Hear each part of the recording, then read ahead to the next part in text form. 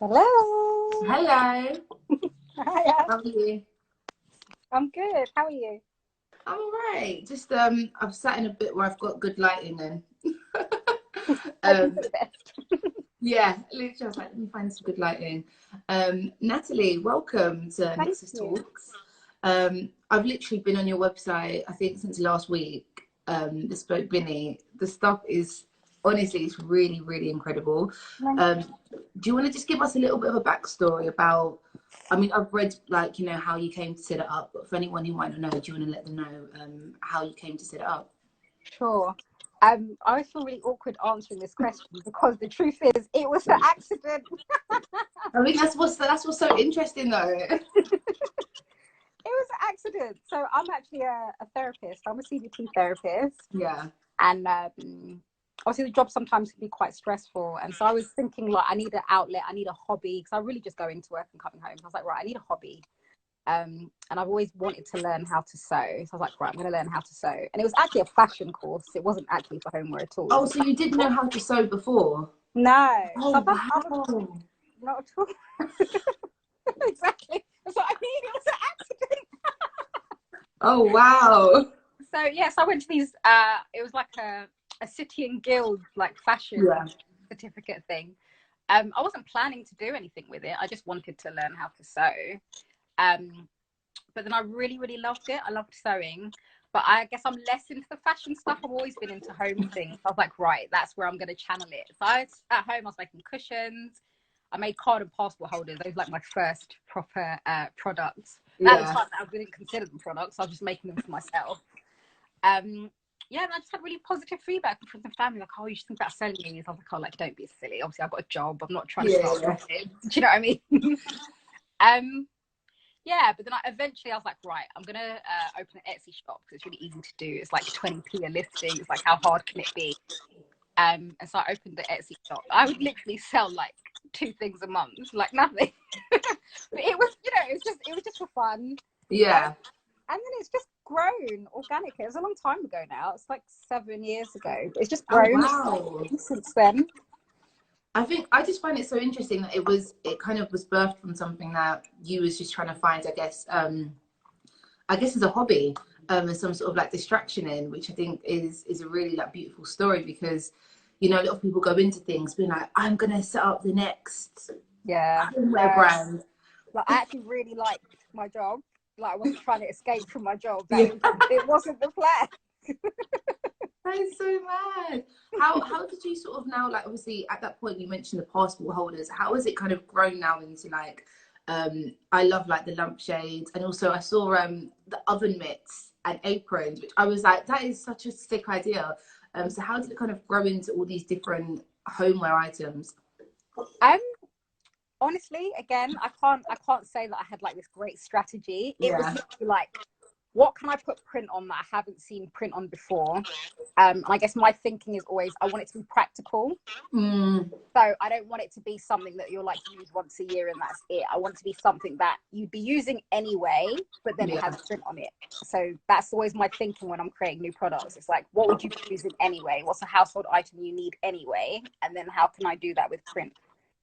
That's actually really interesting because I think the practicality is important because you want people to actually use the stuff. It's not Yeah. just like, oh, let's get it and bring it out once a year, like you said. I think the practicality is super important.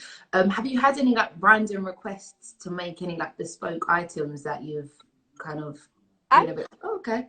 yeah, I do often make bespoke one-off bits. I often don't put them on social media a lot of the time. If someone's asked me to make something, I'll just make it. But and I'm constantly asking for feedback. So anyone who's Yeah. ever bought from me will know that I always send an email and I say thank you, and I say if you have any product suggestions, tell me, because I'm always, I guess, wanting to serve the people that buy from me. It's like if there's anything you want to see me make that I haven't Yeah. made, if enough people ask for it, I will make it. Yeah. And how, I guess, when you spoke about 7 years ago, is this your full-time job now, or are you still like juggling 2 things? It's going that way.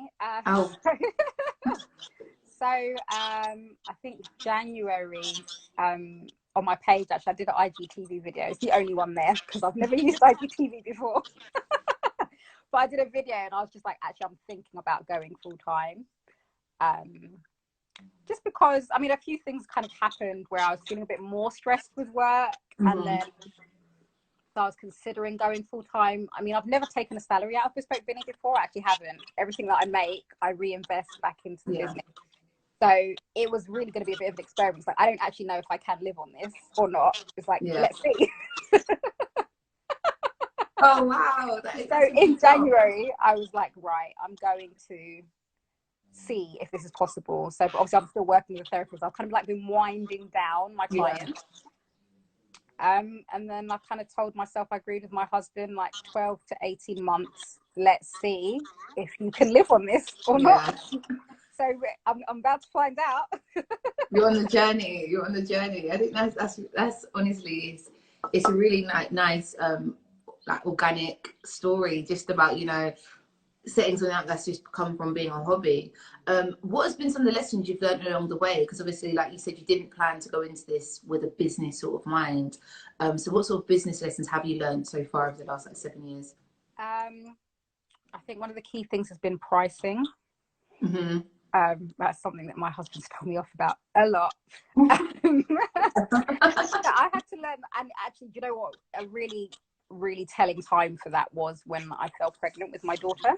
Because I was quite unwell during my pregnancy, and obviously I knew that once I had a baby I was not going to have as much time on my hands, so I had to start looking at getting people who could help me. So when I was doing it myself, I'd be like, oh well, you know, it cost me this much to buy the fabric and it took me about this long to make, so I just kind of pick a price, and I thought, oh, that seems fair. And then actually when I had to then think about paying someone else to help me, then I realized that I was massively underpricing myself, because it's like by the time you paid someone else, like, I basically was at a loss. I wasn't even making a profit. So so I kind of, my husband really helped me kind of like go through everything, like, right, how much did this fabric cost you? How much did the piping cost you? How much do you have to pay to make it? Do you know what I mean? And actually like really methodically going through it, which I guess when you're doing it as a hobby, you don't really have to think about those things. So that was a massive lesson that I learned, because it's like, actually, if someone's been paying a price for something and you're like, actually now it's double, because really, do you know what I mean? Really, I was giving it to you essentially. Yeah, exactly. So that's definitely a lesson that I've learned the hard way. And so I think if anyone's starting out, it's like, don't price it how you're paying yourself, because you're probably not actually paying yourself, especially if you really like it. If you really like what you're doing, you probably don't actually pay yourself really out of it. And it's really important to think about it, even if you don't need to pay yourself now. I think it's really important to think about it now, because one day you might have to pay someone, and then now what will you do when it comes to your pricing? So yeah, that's definitely a lesson I probably should have learned a lot earlier, but I'm learning it now. I think it's so interesting you said that, actually, because I've noticed that as well with a few of my like friends who've started doing something from their passion, and it's the whole sort of pricing and thinking, okay, how much is this actually costing me, my time and the materials to actually do so. I'm really glad that you actually brought that up. Why did you choose like West African prints in particular as your sort of niche, or the format to go with? Two reasons really. I guess it was easily available to me. Because my mum's from Ghana. And so we've always just had, you know, there's always print about the house. There's always a wedding to go to that you need cloth for, like there's always cloth. And I guess the whole ethos behind my brand is about something that kind of like uplifts your mood. Bright, cheerful, colourful, and African prints just are like, rarely will you find them in muted tones, and I just love that about them. So that's kind of the main reason really. How do you, so now you mentioned that obviously at that point, you had, at one point when you was pregnant, you had to sort of get in other people to help. Are you still making all the stuff solo at the moment, or do you have like a team of people? So I make all the lampshades. Still, I still haven't trusted anyone else to do that. So I still make all the lampshades. But I have a manufacturer. I'm really lucky actually, because not far from where I live, there's like a little village of manufacturers. So literally I went in there with my pregnant belly. I went from factory to factory and I was like, can anyone help me? yes, I managed to find someone who was willing to do like quite small minimums, because quite often when you go to factories, they're like, right, you've got to make 1,000 pieces, and I'm like, I can't do that. I don't have the money for that too. I am not selling that much. So I managed to find someone who was like, all right, yeah, like we'll do a small run for you, and it's not far from where I live. So yeah, so now I work with a manufacturer there. That's amazing. What's been some of the best places that are housing some of your products? That are housing some of my products. Yeah. I mainly sell directly through my website, actually. But in what year was this now? What year was this? 2013, I think, maybe. I was stocked in the British Library for about 6 months. Oh, wow. They did a West Africa exhibition, and so they kind of stocked me in my shop. Now, that was an eye-opener for pricing as well, actually.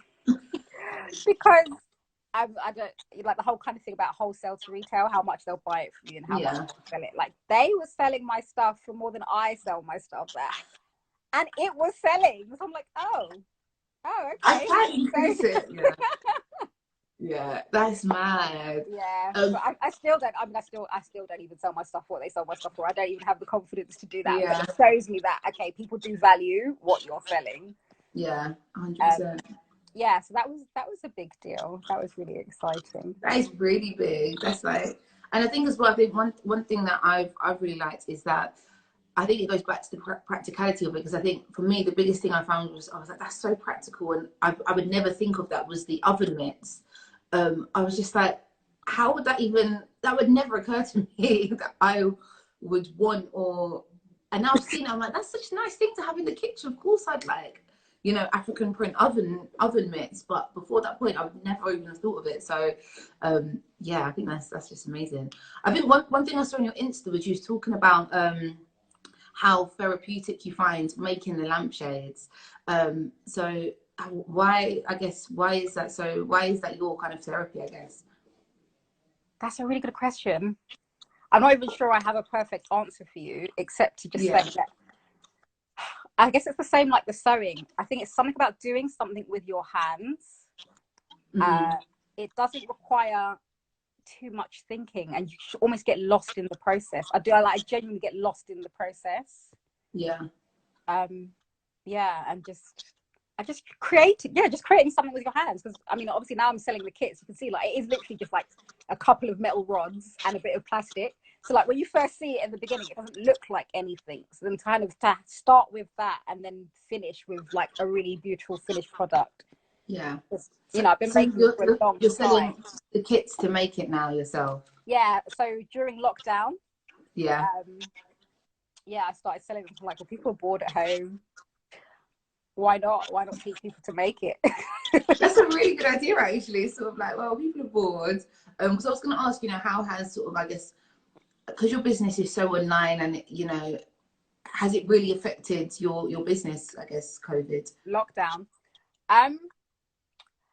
It's affected my business in that I had massive supply issues, and it was just the worst possible timing, because I was in the process of bringing out new stuff.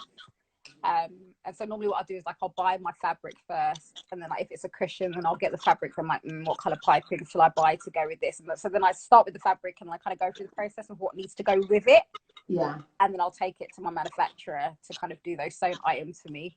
And so I just bought some fabric, but I hadn't bought everything I needed with it, and then everything closed down, and then my manufacturer closed down, and I was just like, it was just like so that was terrible timing. I mean, thank God I still had all like my lampshade stuff, and the place where I get all my like lampshade components from remained open. So that was fine, but like literally everything else, like if you go to my website now, it's bare, because I didn't have any aprons, I didn't have any oven gloves, I didn't have anything, because I couldn't even get the supplies. But yeah, so in that way I was affected. Sales wise, I wasn't, thank goodness. I was really worried about that, because I'm like, you've just said you're going to quit your job, you're like winding down your clients, and now your business, you know, what's going to happen? But it's been, thank God, it's been fine actually from that perspective. I'm really grateful. People have been so supportive, so supportive. I think at the moment what I found really nice is a lot of people are actively, you know, supporting, and promoting Black businesses, especially in the last maybe like 2 weeks with all the news going on at the moment. So have you kind of seen quite a heightened interest in your products at the moment? Yes, I'm currently drowning a little bit, actually. So there's a post that somebody on Instagram made, and it was like Black businesses to support, and I'm really grateful they put me on that list, and the post went viral. So I've been completely overwhelmed with orders, which is beautiful. But yeah, I'm drowning a little bit, so I'm slowly plowing through them. But like normally, like I like to get orders out the day after they've been made. Yeah, that's not happening at the moment. It's expected though. It is expected, because I think, and I think with what you do as well, I mean, when I go and order something, because I know where I'm going to put my lampshade now, I wouldn't be expecting it like the next day. I would anticipate this would take a few weeks to sort of, come together and be perfect, in my house. So, I wouldn't worry too much about that. Yeah, I'm doing my best. I just sort of add emails to everyone. I'm just like, I'm really sorry. It's going to take a little while. Yeah. I'm going as fast as I can. That's what you can do, though. You literally can only just do. Do you want to give us any insight into some of the stuff you was planning to bring out, or anything coming up in the future? Because obviously, I think I've seen what's on the website, but I don't know, is there anything you're sort of planning? Any special items you've got? So I'm restocking everything that is already. When I say restocking, a lot of the cloth I've run out. So restocking in new colours, things that I already know. So things like aprons, oven gloves, that kind of thing. Things that I was working on, which it's now started up again now. So hopefully it won't be too much longer. Hopefully just a couple more weeks. Children's aprons. So I've got loads of requests for that. So children's aprons. That's such a good idea. Really well, good. I say thank you. It's not really me. It's requests. Like if you ask me, I'll make it. So that's been a request that's been coming up for a while. So that's coming through now. The children's aprons. And bedding. So I was selling bedding before, but I had sold out and I hadn't had a chance to replenish it. And then again, I couldn't get hold of some of the fabrics that I need for the bedding, and just like the buttons to like do it up, just like basic things I couldn't get hold of. But I've managed to now. So they're currently in production. So they'll be coming soon as well, the bedding sets. And there's a few other new things that I'm working on that aren't quite ready yet, so I'm not going to mention them, but they're coming. In my head, I'm thinking of like the most random stuff that I could imagine stuff on now. I'm going to say it, and I'm like, maybe she'll go do it. That's fine if you do. I'm like, I can imagine like a glasses case. Yes, you're not the first person to say that. Yes. I really could imagine it now. I'm just like, that would look so cool, and it would just look really nice. And I think one thing I was reading earlier about, one thing you said in the interview, you said, home is where the heart is, and having a home that is that reflection of you is essential to your sort of well-being. And I think that really goes into, like the colourful, the brightness of, African prints, which is just, it just puts a smile on your face when you see like those bright colours, which I think is really, really nice. Would you ever like venture into more clothing? I know you said fashion wouldn't be your thing, but that's another interesting question. So I got a lot of requests for clothing. Yeah. I actually made a small line of clothing. I'm not going to say it didn't sell. It did sell, but it didn't sell as well as the homeware. Yeah. Put it that way. So I have a few bits left, and they're actually in my Etsy shop. They're not on my website. And just generally, I'll explain the reason why I did that, because it probably sounds really random. Managing 2 sites is tough. Especially what's happened over the last 2 weeks, where I've had a massive influx of sales, because they don't talk to each other. I've tried to find so many like apps or ways. So something might sell out on Etsy, and I'll have to like quickly get onto my phone and go to Shopify and unlist it, because then someone might buy it on Shopify, and then I'm like, so that happens more often than I would like. See, all those things I didn't even think of. It's a bit of a pain.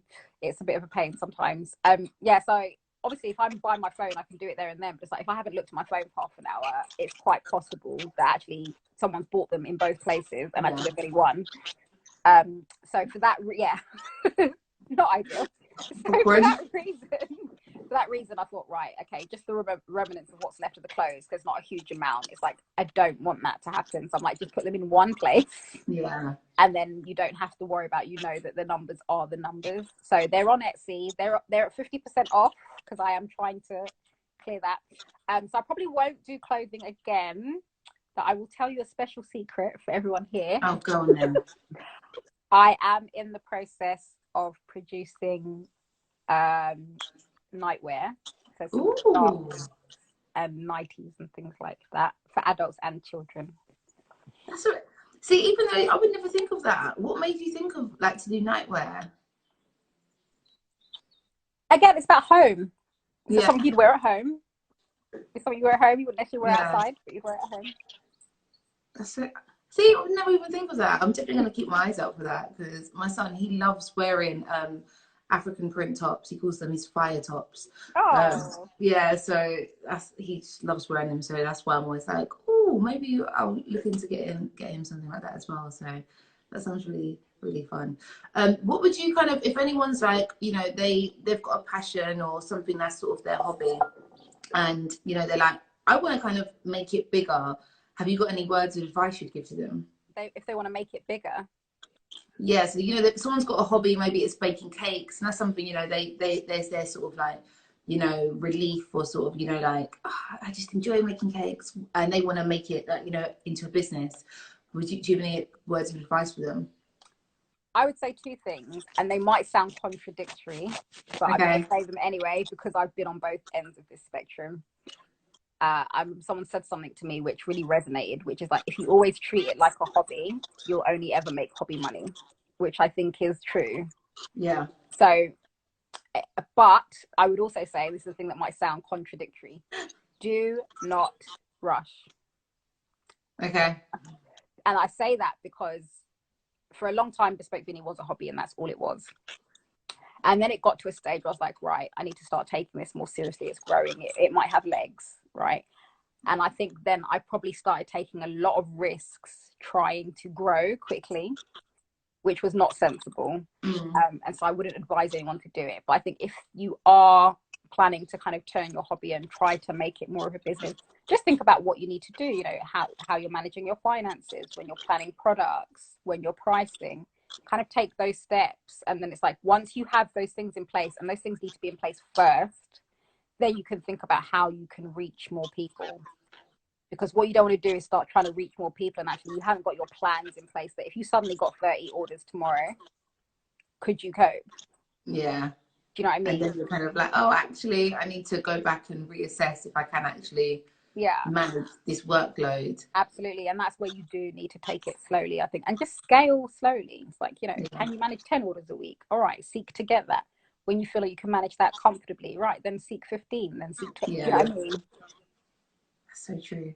What do you ever think, like, you can actively link your kind of, I guess, your other job as a therapist and your art stuff as well, and the homeware items as well?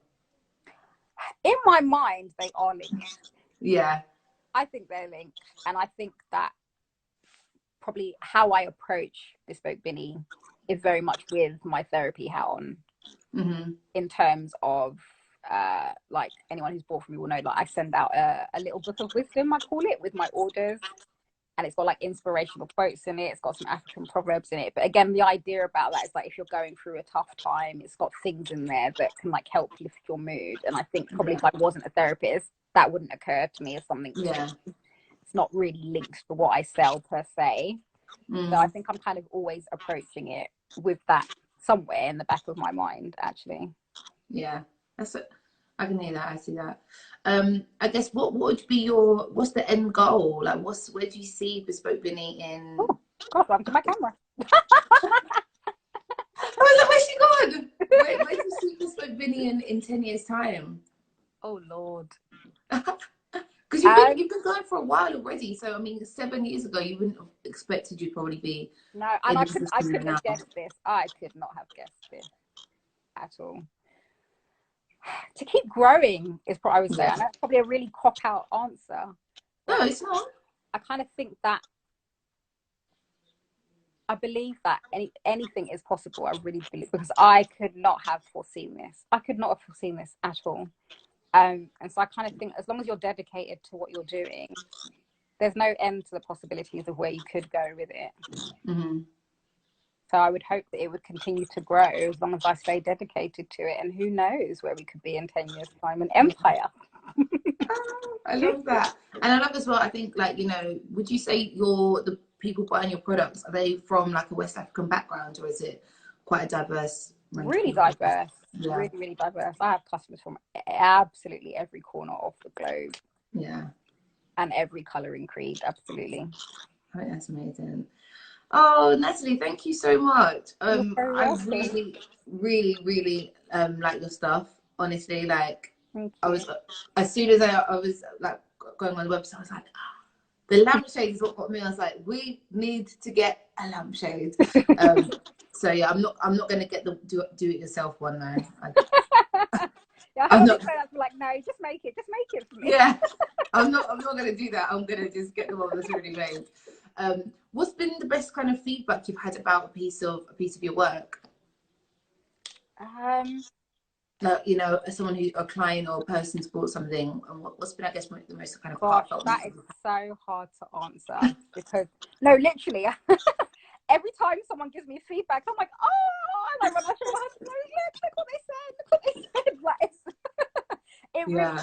it really does touch me when people take the time to like write me something like, oh, I got this from my mom, she really loved it, or this made such a difference to my room. Like, I love it all. I don't think I could even single out one, because there's something really special about it's like you create something and you like it and you think other people will like it, but you don't know if they will. So it's like, actually, for people to take the time to like write you something back and actually like, I really love what you made, and it's, you know, it's made a difference to my room, or this person really loved it. It never gets old. Never gets old. It just doesn't. I like that. I saw as well since, you know, like lockdown, you was, I guess, I saw you spray painting something on your Instagram story. That home decor, was that you? I spray painted. What did I spray? I saw you kind of like doing, it was like I guess it was like a vinyl thing on your Instagram stories under home decor. Oh, right. So this wall. Yeah, oh, that. Yeah, there's this wall here, and there's one in my living room. Yeah, it's a stencil. It's a stencil. I stenciled the walls. I like that though. Thank you. Are they things you're going to add onto the website as well? That is a good question. I wouldn't even know how to make a stencil. I didn't make the stencil. I bought it. So I designed it, but then I bought it. I found someone on Etsy, and I was like, "Can you make this?" And they made it for me. I might consider in future, not anytime now though, because there's a lot going on, but I might consider in future wallpaper, maybe, actually. Ooh. I have thought about it. So I think the possibilities are endless, you know, with homeware. Yeah. Like that, I'm looking around my room now, and I'm like, oh, curtains, rug, glasses case. Like the possibilities are endless. And I'm really looking forward to seeing, you know, Bespoke Binny grow, and I think it's only going to continue to grow as well. So yeah. Thank you. So yeah, thank you, Natalie. If anyone does have any questions, you can put them in now or forever hold your piece. But do you have any final words you want to say? Just thank you for having me. I'm so grateful for all the support. Honestly, I can't thank people enough. The last week or so has been nuts in a good way. But I've just been so overwhelmed with the support, because, like I said, it's one thing for you to have an idea of something that you think is nice, but then when other people like it too, it's just, I'm so grateful. I find it must be just such a lovely feeling, that knowing that it's so widely received as well. Yeah. Amazing. All right, Natalie, thank you so much for joining us today. Thank you. Here we go. One person said, how did you grow your page? How did I grow my page? In the early days, literally, I would go and comment on lots of people's pages, profiles, people I thought would be interested in my stuff. I did run some advertising. The numbers that you see on my page today, a lot of that has come literally from all this stuff that's been happening with the Black Lives Matter. My page has grown massively in the last year. I didn't do anything. It wasn't me. I hear that. I can't take responsibility for that. But it's just been really slow and steady. Hashtags, just all the boring stuff that people talk about. But for 7 years, like, it hasn't been overnight. It hasn't been overnight at all. 100%. Natalie, thank you so much. I'm going to let you go back to whatever you're doing. I'm sure you're probably going to be making some orders right now. So I'm going to let you get back to it. But honestly, thank you so much. Thank you for having me. Best of luck with everything. Thank you. Bye. All right, take care. Take care. Bye. Bye.